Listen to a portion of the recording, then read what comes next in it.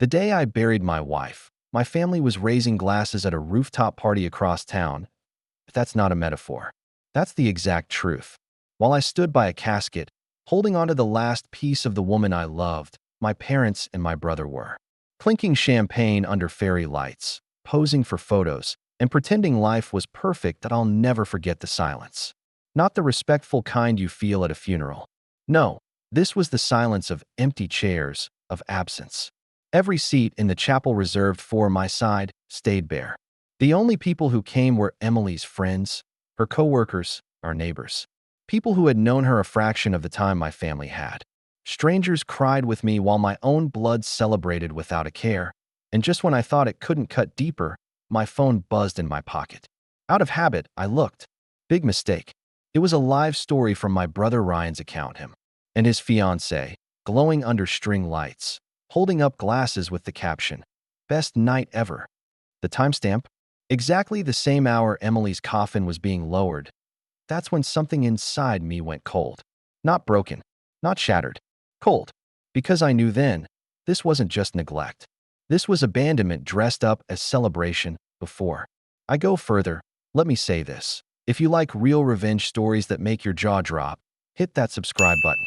You don't want to miss where this one goes. Because the night my wife left this world was only the beginning. Emily's illness had stolen everything from us.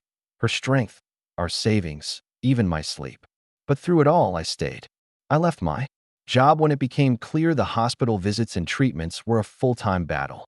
I learned how to manage her meds, how to hold her steady when her legs betrayed her, how to smile when all I wanted was to break down. And while I was fighting beside her, my family was busy planning Ryan's big celebration. My mom coordinated flower arrangements. My dad bragged about the guest list. Ryan posed for engagement photos like he was auditioning for a magazine cover. Every cent, every ounce of energy, every scrap of support, they poured it into him.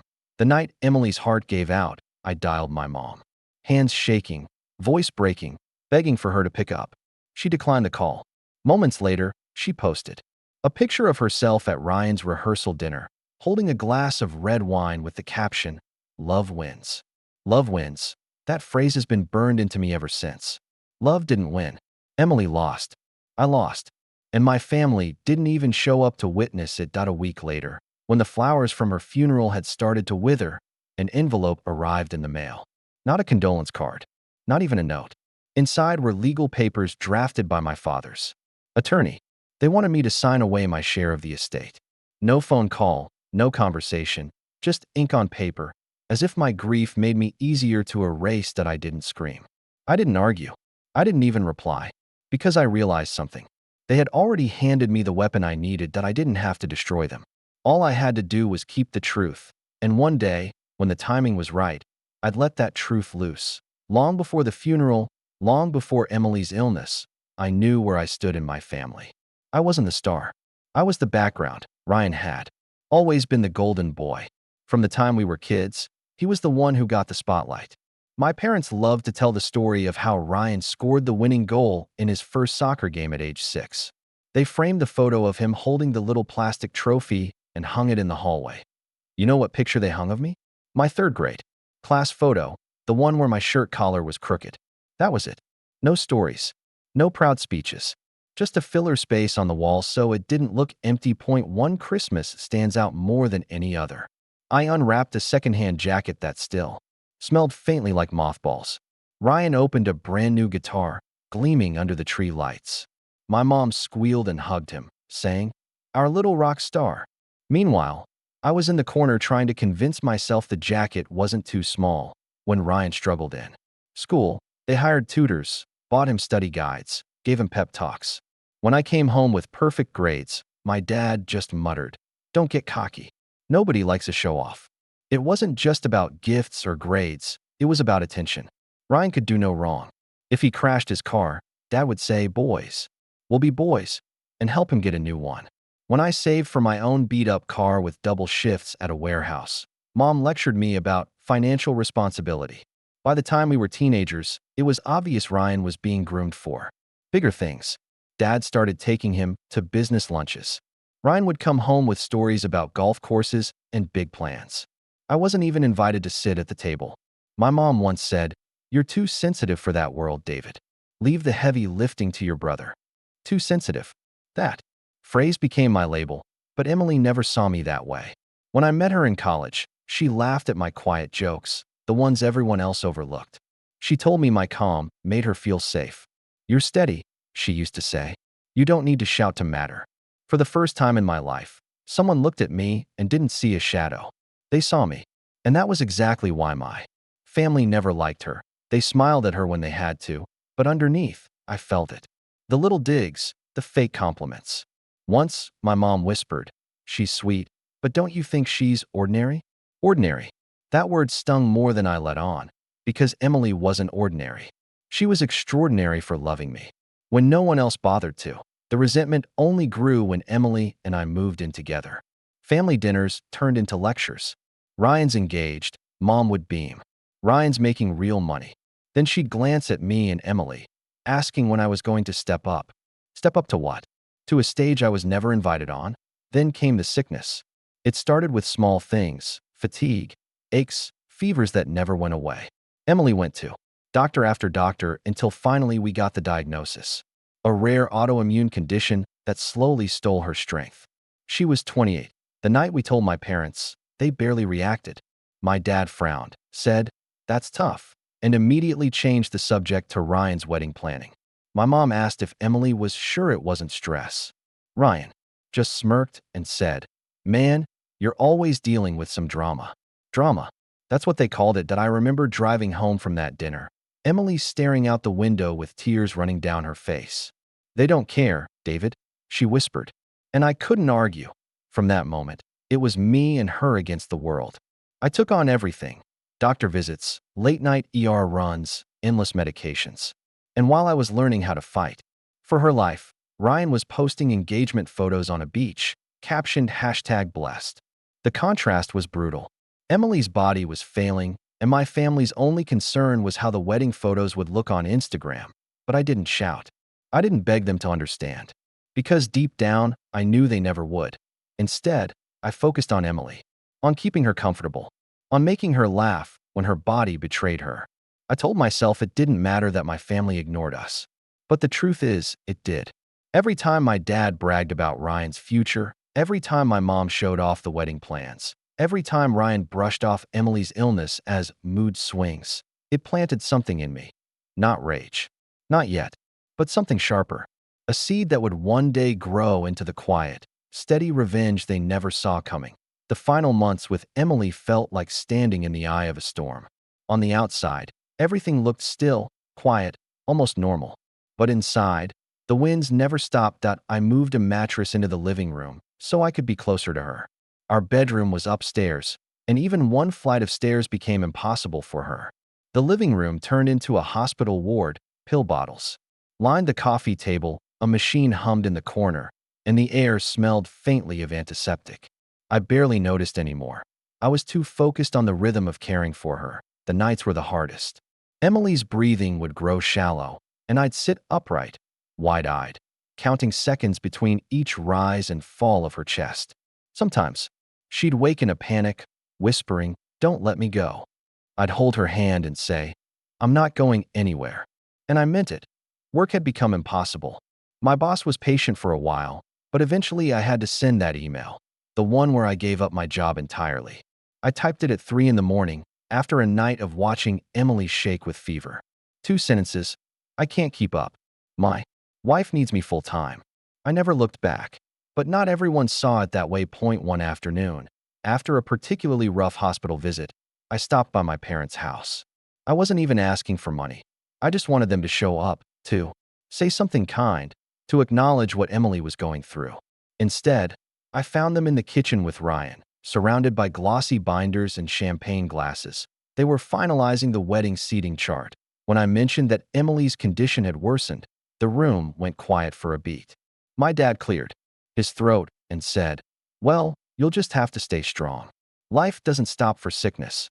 My mom avoided my eyes, busying herself with the stemware. And Ryan, he actually laughed. "Not today, man," he said. "Don't kill the mood." I stood there, numb, wondering how it was possible for people who shared my blood to be so cold. Emily was fighting for every breath, and all they cared about was whether the photographer got the perfect angle. When I told Emily later, she just shook her head. She was too exhausted to cry. "Don't waste your energy on them," she whispered. "Save it for me." So I did. Despite everything, there were moments of light. Emily had this way of finding beauty even when she was fading. One morning, she insisted on eating strawberries. She barely managed 3 bites, but the way she closed her eyes and smiled, like the sweetness was a miracle, stuck with me. Another night, the power went out, and we lit candles around the living room. For a moment, it felt like a date night. She teased me about my terrible singing voice, and I laughed so hard I forgot. She was sick, but then reality would crash back. My phone kept buzzing. Text from my mom, short and dismissive. "Stop being so dramatic." Or from my dad. Links to articles about resilience and mental toughness. Like my grief was a bad habit I could cure with motivational quotes. Ryan didn't bother texting. Instead, he'd send mass messages to the family chat about wedding updates, tux fittings, venue photos, countdown posts. I was included in the thread, but never once addressed directly. It was like I didn't exist. The night Emily passed, I'll never forget. She was lying on the mattress, weak but peaceful, when she asked me to open the window. The cool air drifted in, carrying the faint sound of distant traffic. She squeezed my hand and whispered, "Thank you for staying." I told her, there was nowhere else I'd rather be. Minutes later, she was gone. I sat there in the quiet, holding her hand long after it went cold. The world outside kept moving. Cars honked, sirens wailed, someone laughed on the street. But in that room, time stopped. I called my mom. She declined. Seconds later, a notification popped up on my phone. She had posted a picture from Ryan's rehearsal dinner, a glass of wine raised in a toast, captioned, "To love and family." Love and family. Emily had just left this world in my arms, and my mother was celebrating love and family without even realizing what those words truly meant. The funeral came days later. Emily's friends filled the chapel, her co-workers lined the pews, neighbors brought flowers. But on my side, empty rows. Not one of them came. I delivered the eulogy with a lump in my throat, looking out at strangers who showed more kindness than my own parents. And just when I thought the betrayal couldn't go deeper, an envelope arrived in the mail less than a week after I put Emily in the ground. Inside were legal documents, my parents' attorney demanding my signature to relinquish claims to the estate. No condolences. No apology. Just paperwork. That was the moment something inside me shifted. The grief was still there, but it hardened into something sharper. I didn't yell. I didn't throw the papers away. I picked up a pen, not to sign, but to take notes. Because if my family thought they could erase me, they had no idea what kind of reckoning was coming. After Emily's funeral, the house felt hollow, like a shell with no sound inside. I moved through it like a ghost, picking up her sweater from the couch, tracing the indent where she used to sit, listening to the wind through the open window, and half expecting to hear her voice. But alongside the grief, something else had started to grow. Not rage, not the kind that explodes and fades. This was quieter, colder. A decision forming in the background of my mind. The envelope from my parents sat on the kitchen counter for days. Every time I walked past it, the attorney's name glared up at me. I finally opened it again and read the lines carefully. Relinquish claims. Clarify estate distribution. Sterile words written by someone who didn't know Emily, didn't know what it felt like to bury a wife alone. Words my parents had approved as if my existence was just a technicality. I set the papers down, grabbed a yellow notepad, and wrote one line. They think silence is weakness. Use it. That became my mantra. The first step was gathering proof. Not just for me, but for anyone who would try to claim later that I was exaggerating. I started with my phone. The call log was damning enough. My unanswered calls to my mom, the one she declined at 11:58 p.m., the Instagram story she posted at 12:04 a.m. I screenshotted everything. Then I pulled the voicemail where she told me to stop being dramatic and transcribed it word for word. Next were social media posts. Ryan's engagement party, rehearsal dinner, rooftop reception, all carefully curated to show the world his perfect life. But timestamps don't lie. I lined them up against Emily's medical records, her last ER visit, her final admission, the night she passed. While he was smiling for the camera, She was fighting for her last breath. I didn't hack. I didn't lie. I didn't need to. The truth was already written in pixels and dates. Then came the text messages. My father's life doesn't stop for sickness. My mother's don't ruin the family mood. Even Ryan's dismissive, not today, man. I pulled them into a folder, labeling it receipts. Piece by piece, the puzzle came together, but I knew better than to dump it all at once. That would have been cathartic, sure, but sloppy. My family thrived on appearances. If I wanted to break them, I had to let the cracks show slowly, until the facade collapsed on its own. The first opportunity came sooner than I expected. My Aunt Caroline, who lived in another state, called to check in. She hadn't been at the funeral. My parents told her it was private. She asked gently, "How are you holding up? Did the service go the way you wanted?" I hesitated for a moment, then opened the photo roll on my phone. I scrolled to the shot of empty pews, rows of chairs untouched by anyone from my side. I texted it to her. No words, just the photo. Minutes later, she called back, her voice breaking. "David, your parents told me you didn't want anyone there. They said it was your choice." I almost laughed. That was their story, that I wanted to bury my wife alone. I didn't argue. I just said, "That's not true." And I let the silence hang. By the end of the week, whispers had started. Caroline told my cousin Hannah, who told 2 more relatives. The lie began unraveling without me lifting another finger. Meanwhile, Ryan was still posting photos of him and his fiancée at wine tastings, venue tours, honeymoon planning sessions. Hashtags like hashtag forever starts now under every photo. I saved them all. Each one was a future weapon. And then something unexpected happened. Late one night, I got a message from a number I didn't recognize. It was Ryan's fiancée. "David, I know you and your family aren't close, but I need to ask, did you really not attend Emily's funeral?" That's what Ryan told me. He said you couldn't handle it. For a second, I just stared at the screen, stunned. He hadn't just abandoned me. He'd rewritten history for his own wife. My fingers shook as I typed back. I didn't skip anything. I buried Emily alone. "Your fiancée was on a rooftop that night." Then I attached the photo of the empty chapel.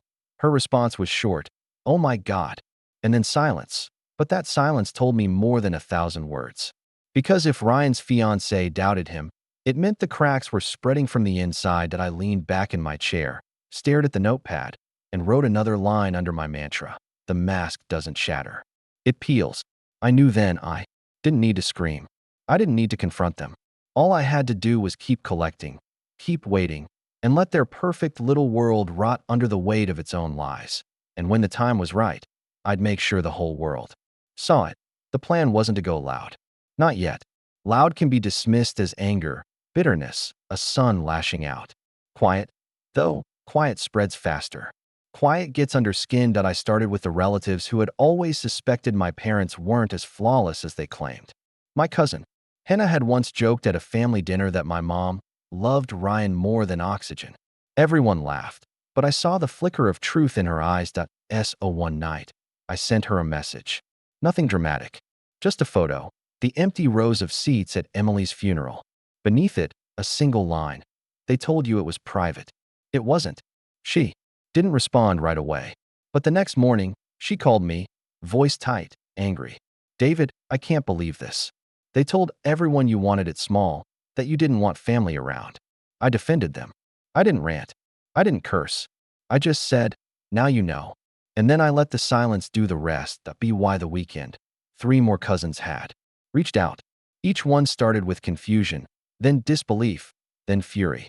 My parents' carefully curated lie was starting to unravel, not because I screamed it, but because I whispered it where it mattered. But I wasn't only thinking about family. I was thinking bigger. My father's company was his crown jewel, the thing he paraded around like proof of his character. Built on values, he'd say at every holiday dinner, raising a glass as if integrity was baked into their balance sheets. If there was one thing that could wound him deeper than any insult, it was tarnishing that image. I had my chance when I found an old email list from years ago, back when I briefly worked at the company. It was still active, still updated. I didn't need to hack anything. I just logged into the system with credentials they never thought to revoke. I drafted a short message, cold and simple.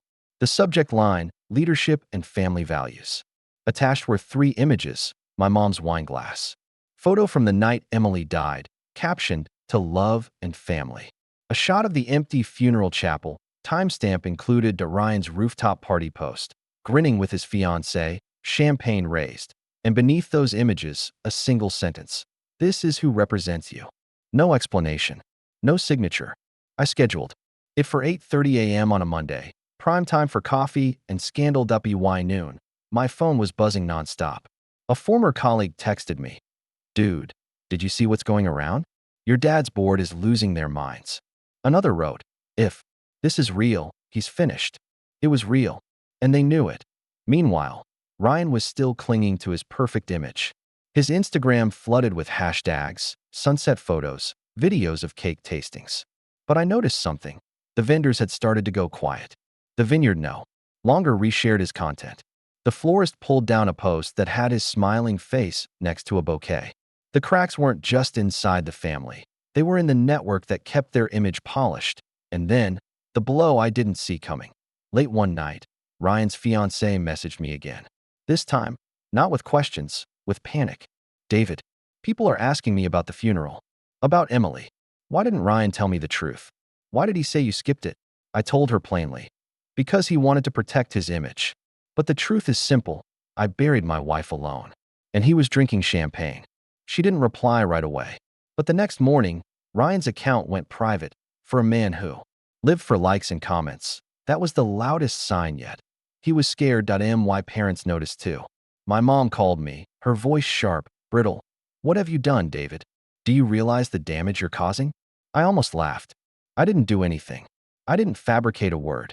All I did was show people what you posted yourselves.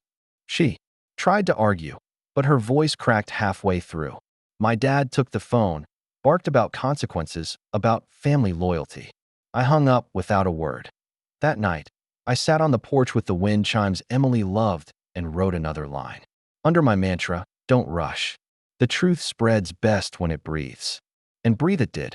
By the end of the week, family group chats were exploding, relatives demanding answers, board members questioning my dad's leadership, vendors backing away from Ryan's wedding. I hadn't raised my voice once, but the walls around their perfect little world were already trembling, and deep down, I knew. The collapse was only beginning. By the end of that week, it was no longer just whispers. It was a tremor, small at first, but enough to make the ground under my family's perfect image unstable. It started with the business. My father had built his company on the myth of being a man of principle, a leader with family values. Investors loved that pitch. Employees parroted it. Clients bought into it. But when the newsletter I had scheduled hit inboxes, the story changed. I didn't even have to watch it happen. I heard about it from others.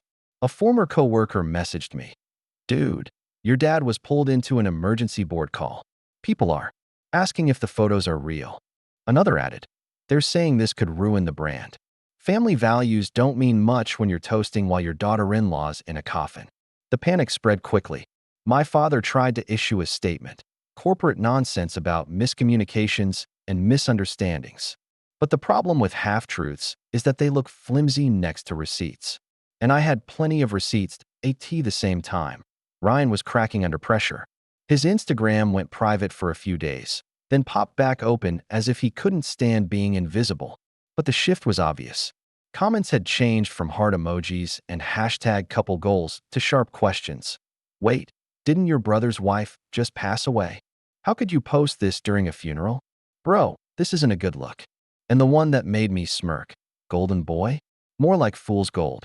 He tried to delete the worst ones, but once the internet smells blood, it doesn't stop. Screenshots were everywhere.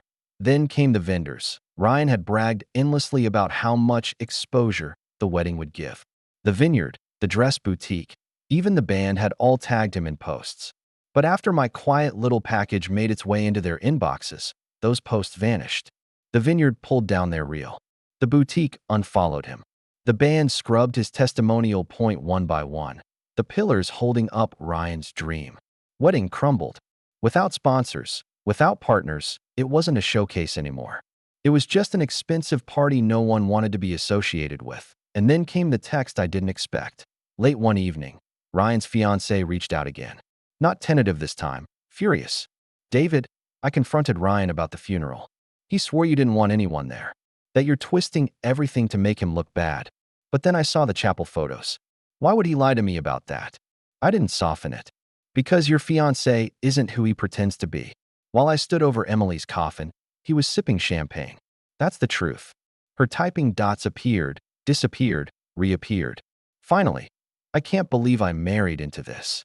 That was the beginning of the end for them. The next morning, Ryan's profile photo, once a glowing shot of him and his fiancée, was changed to just his initials on a blank background. A silent admission that his fairy tale was collapsing. My parents weren't far behind. My mom called me, her voice trembling but still clinging to the performance. David, this has gone too far. The family is under attack. You need to stop this. I almost laughed. I'm not doing anything, Mom. I haven't said a single word publicly. All I've done is let people see what you already posted yourselves. Her silence was telling. For the first time, I could hear fear in her breath. That night, I sat at the table with my yellow legal pad and added another line under my mantra. Don't force the collapse. Let the weight of their lies pull it down. And it was working because the truth wasn't just out there now. It was spreading, multiplying, echoing. My father's empire was shaking. Ryan's wedding was in ruins. My mother's reputation as the doting matriarch was stained. And I hadn't shouted once. The best part. They still hadn't realized the most dangerous thing. I wasn't aiming for revenge anymore. Revenge is temporary. What I wanted was permanence, that I wanted the truth to follow them wherever they went. By the start of the next month, the whispers had turned into full conversations. My father's company wasn't just dealing with questions anymore. It was in the middle of a scandal. It started when a local business journal picked up the story. The headline was brutal. Family first? Leadership faces accusations of hypocrisy. They didn't mention names, but they didn't have to. The images told the story. A funeral chapel with rows of empty seats, juxtaposed against Ryan's rooftop toast. Anyone who knew us could connect the dots. I didn't leak that to the press. Someone else did. Maybe a board member. Maybe one of the vendors I quietly nudged. It didn't matter who. The important thing was that the story had escaped our circle, and there was no shoving it back inside. The fallout was fast. 2 investors pulled funding. Employees whispered about whether the family values company could survive. And my father? He tried to double down. He gave a stiff interview about misunderstandings and miscommunication. But when the reporter asked why no one from his family attended his daughter-in-law's funeral, he froze. The silence said more than words ever could. Meanwhile, Ryan's life was imploding in real time. His fiancée, soon-to-be ex-fiancée, went quiet for a week. Then, out of nowhere, she deleted every photo of him from her profile. The captions that once said #forever disappeared, replaced by nothing. That alone was enough to send the rumor mill into overdrive. People screenshot her page, speculating in comment sections. Was the wedding canceled? Did she leave him? Why? The internet thrives on drama, and Ryan had just handed them a feast. But the real dagger came later. I woke up one morning to a new message in my inbox. It was from her. David, I thought you should know. I filed for annulment. I can't marry someone who lies about burying his own sister-in-law. I don't know what else he's hiding, but I refuse to find out the hard way. I read it twice, 3 times, letting the words sink in. Then I saved it to my growing folder, labeled receipts. Not to use against her. She didn't deserve that. But as another piece of proof that Ryan's golden boy image had finally collapsed. That same afternoon, Ryan's Instagram went dark. Not private, gone. Deleted. For someone who had lived his whole life online, who curated every smile, every glass of champagne, every perfect moment, that was the clearest admission of defeat. My mom tried again to call me. This time her voice cracked from the start. David, please. You're tearing this family apart. I didn't shout. I didn't even let her finish. No, Mom, I said calmly. I didn't tear this family apart. You did. You abandoned me. You abandoned Emily. I just stopped covering for you. Her sobs on the other end should have made me feel something. Pity, maybe. But all I felt was clarity. And then my father tried a different tactic. He sent me a formal letter, signed, stamped, dripping with corporate language, demanding I cease the spread of defamatory information. The kind of thing meant to intimidate. I laughed out loud when I read it. Defamatory? Everything I'd shared came from their own mouths, their own posts, their own actions. Truth isn't defamation. It's exposure. That I sat at the table with Emily's wind chimes tinkling faintly in the background, pulled out my yellow legal pad, and wrote another line under my mantra. Don't argue with lies. Just keep showing the truth. Because now the truth wasn't just mine. It had legs. It was running on its own, carried by relatives, shared by colleagues, whispered by neighbors. My family couldn't plug the leaks because they weren't leaks anymore. They were rivers, and all I had to do was sit back and watch as the flood carried away everything they thought was untouchable. The mask wasn't cracking anymore. It was splintering, piece by piece, and soon there'd be nothing left for them to hide behind. By the middle of that month, my family's perfect life was no longer theirs to control. It belonged to the public now, and the public wasn't kind. The story hit mainstream media. Not just local blogs or business newsletters, actual news outlets. One article's headline made me laugh so hard I nearly spilled my coffee. Family of fortune, bankrupt in values. It had everything. Photos of Ryan's rooftop champagne toast, my mother's wineglass selfie, and a shot of the empty funeral chapel. Side by side. No words were necessary. The backlash was brutal. My father's company lost 2 major contracts within 48 hours. The board forced him to step down temporarily while they conducted an internal review. Everyone knew temporarily meant permanently. Investors don't forgive hypocrisy when it threatens their money. Employees started jumping ship. Anonymous comments flooded forums. We were told this was a company built on family. Now we know what that really means. One even wrote, if they can abandon their own, imagine how they treat staff. Ryan, meanwhile, was drowning. His fiancée's annulment papers had leaked, and gossip pages had a field day. Headlines screamed about the golden boy's broken fairy tale. Every photo of him once framed as inspirational was now being recycled into memes. The internet that had once adored him was tearing him apart. And my mother? She tried to hold on to her role as the doting matriarch. She posted a photo of flowers on Facebook with the caption, "Family is everything." Within an hour, the comments section turned into a war zone. Family is everything? Where were you at your daughter-in-law's funeral? Delete this. You've embarrassed yourself enough. You're not a mother. You're a brand manager.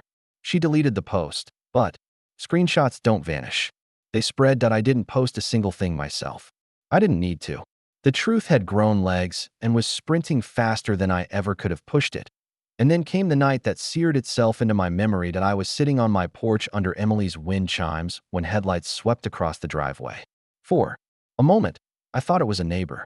But then I saw the black SUV. The same one my father loved to drive when he wanted to feel important. The doors opened. Out stepped my father, my mother, and Ryan. But they weren't polished. They weren't glowing. They looked small. My father's blazer was wrinkled. My mother's makeup was streaked. Ryan's eyes were hollow, the cocky grin long gone. They stood at the bottom of my porch like a delegation stripped of its power. David, my father began, his voice hoarse. We need to talk. For the first time, there was no lecture in his tone. No superiority. Just desperation. I didn't move from my chair. Talk about what? About how you erased me. About how you celebrated while Emily died. My mother's voice cracked. Please, we made mistakes. But this has gone too far. People are destroying us. I leaned forward, resting my elbows on my knees. I didn't destroy you. You destroyed yourselves. I just stopped hiding it for you. Ryan finally spoke, his voice sharper, still clinging to anger. You've ruined my life. Do you understand that? My marriage, my career, everything. I cut him off. Emily lost her life. That's what ruined everything. Don't you dare compare your broken Instagram account to her last breath. Silence. None of them had a defense. For once in their lives, they couldn't twist the narrative. I stood, walked to the edge of the porch, and looked at them under the dim light. They looked like strangers, stripped of power, stripped of masks, stripped of the illusion of perfection. You wanted me gone, I said quietly. You almost succeeded. But now you'll have to live every day knowing the world sees you the way I always did. Hollow. They didn't argue. They didn't even try. After a moment, they turned back to the SUV. The engine roared, and the taillights disappeared into the night. For the first time in months, I exhaled without feeling like the air was crushing me. Because This wasn't just about revenge anymore. It was about justice. And justice had finally arrived. After that night, things moved quickly. My family had built their empire on image, and now that image was in ruins. The first headline came on a Monday morning. CEO resigns amid family scandal. My father stepped down officially, though the board framed it as mutual agreement. But everyone knew he'd been forced out. The man who once strutted around like a king of integrity was suddenly unemployed, his legacy shattered. Ryan wasn't far behind. His fiancée's annulment papers leaked in full detail, and the tabloids picked them apart like vultures. One line, in particular, spread like wildfire. Deceptive conduct surrounding family tragedy. The internet didn't need more context. It became a meme, slapped over his photos, reshared thousands of times. He tried to bounce back, posting a half-hearted, taking time to heal note. But nobody bought it. The comments were ruthless. Heal from what? Being caught lying. Try healing your conscience. Fool's gold never shines forever. Sponsors dropped him. The wedding vendors cut ties. The dream wedding that was supposed to launch him into influencer stardom had turned into a case study in how fast an image can die. And my mother, she disappeared from social media altogether. For someone who once lived for posting perfect family pictures, the silence was louder than any admission that I didn't have to lift a finger. They were doing all the work themselves. But the real climax came when they showed up one last time. It was late, past midnight, when the pounding on my door started. Relentless, desperate. I opened it to find the three of them again, my father, my mother, and Ryan. But this time, there was no SUV parked behind them. No polished clothes. They looked defeated. My father's voice was raw, nothing like the commanding tone I grew up with. "David," he said, "please. We're begging you. Stop this." I crossed my arms. "Stop what? I haven't posted a single thing. I haven't said a single word. You destroyed yourselves. I just refused to cover it up." Ryan stepped forward, eyes bloodshot, jaw tight. "You could have kept this in the family." I stared at him. "The family? You mean the one that left me alone to bury Emily? The one that toasted champagne while she took her last breath? That family." His mouth opened, then closed. He had no answer. My mother's shoulders shook as she tried again. We made mistakes. But we're still your parents. We're still your family." I shook my head slowly. "No. Family doesn't abandon you. Family doesn't erase you. You stopped being my family a long time ago." For a moment, no one spoke. The air was thick with everything unsaid. All the years of neglect, favoritism, cruelty masked as indifference. They were finally seeing what I had always known. They weren't untouchable. And then I delivered the line I'd been holding onto for months. "You handed me the shovel. I just let you dig your own graves." Their faces fell, pale and silent. My father looked at the ground. My mother started to cry. Ryan clenched his fists but said nothing. I stepped back, closed the door, and locked it. For the first time, I didn't feel like the forgotten son. I felt like the only one who had survived. The empire they built on lies had collapsed. And I was still standing. After that night, the silence was permanent. No more calls. No more letters. No more pounding on my door.